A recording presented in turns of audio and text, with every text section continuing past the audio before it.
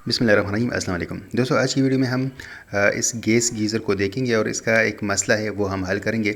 जब आप इसमें सेल डालते हैं तो कुछ टाइम बाद ये सेल ख़त्म हो जाते हैं। तो आज की वीडियो में हम इसका एक अल्टरनेटिव देखेंगे, इसको वापडा का कनेक्शन देंगे और फिर हम ये भी देखेंगे कि वो कनेक्शन कामयाब रहता है या नहीं रहता। अगर कामयाब रहता है तो फिर ये कितने वाट कंज्यूम करेगा और कितने एम्पेयर ये ड्रा करेगा। तो ये मेड इन जापान का गीज़र है, बेहतरीन क्वालिटी का है। मेड इन जापान अच्छी क्वालिटी होती है। इंटरनल जितना भी इसकी बॉडी है वो सारा कापर का बना हुआ है और जो पाकिस्तानी आते हैं उनमें मैक्सिमम सिल्वर के बने हुए होते हैं, लेकिन उनके ऊपर कलर किया हुआ होता है ताकि आपको ये लगे कि ये कापर का है। बॉडी के इंटरनल साइड पे कंप्लीट सर्किट डायग्राम है, लेकिन लैंग्वेज की वजह से हमें इनकी समझ नहीं आती।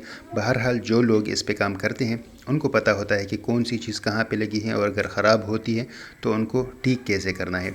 अब हम मेन मसले की तरफ आते हैं और आपको मैं दिखाता चलूँ कि ये जो दो पॉइंट्स हैं ये वही पॉइंट्स हैं जो कि सेल की एक नेगेटिव और एक पॉजिटिव की बाहर निकली हुई वायर्स हैं। यहाँ हम सेल डालेंगे और फिर ये वायर आगे यहाँ तक भी आ जाती है। ये जो नाब हैं इसके बैक साइड पे दो कनेक्टर लगे हुए हैं, वहाँ पे भी ये फिक्स हो जाते हैं। ये नाब पानी का स्पीड कम ज़्यादा करने के लिए यूज़ होता है और ये जो लीवर है इससे गैस की स्पीड कम ज़्यादा होती है। तो दोनों से आप पानी का जो हार्डनेस है वो आप कंट्रोल कर सकते हैं। ये जो वायर है ये वही स्पार्क प्रोड्यूस करने वाली वायर है।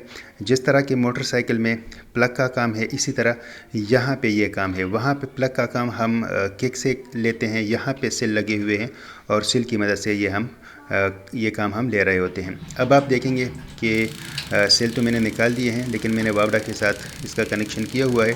नोकिया का मैंने चार्जर इस्तेमाल किया हुआ है और आप स्पार्क देख रहे हैं कि अच्छा खासा स्पार्क प्रोड्यूस हो रहा है। मैंने गैस का वाल्व बंद किया हुआ है और आपको मैं स्पार्क दिखा रहा हूँ। जिस तरह की मोटरसाइकिल का प्लग स्पार्क प्रोड्यूस कर रहा है इस तरह इसका भी यही काम होता है। अब मैंने गैस का वाल्व ओपन कर दिया है और पानी को मैं अभी चलाने लगा हूँ। जैसे मैं पानी को चलाऊँगा आपको यहाँ पे आग नज़र आ जाएगी। तो जी दोस्तों, आप देख रहे हैं कि हमने अभी वाल्व ओपन कर दिया है और गैस भी आने लगी है और साथ साथ जो है वो पानी भी गर्म हो रहा है। तो अभी इस लीवर की मदद से मैं गैस का फ्लेम कम या ज़्यादा कर सकता हूँ और इस नाब की वजह से पानी की स्पीड में कम कर सकता हूँ। तो ये आप देख सकते हैं कि जैसे ही मैं लीवर को राइट साइड पे लेके जाता हूँ जो आग का शोला है वो बढ़ जाता है। यहाँ से आप अगर इसको इस साइड पे रोटेट करेंगे तो पानी की स्पीड कम हो जाएगी और पानी ज़्यादा गर्म हो जाएगा। तो अपने हिसाब से आप एडजस्टमेंट कर सकते हैं। अब हम ये चीज़ देखेंगे कि अब हमने इसको वापडा के साथ कनेक्ट तो किया हुआ है, लेकिन वापडा से ये कितने वाट कंज्यूम करेगा, क्योंकि टेंशन ये भी है कि बिल ज़्यादा आते हैं।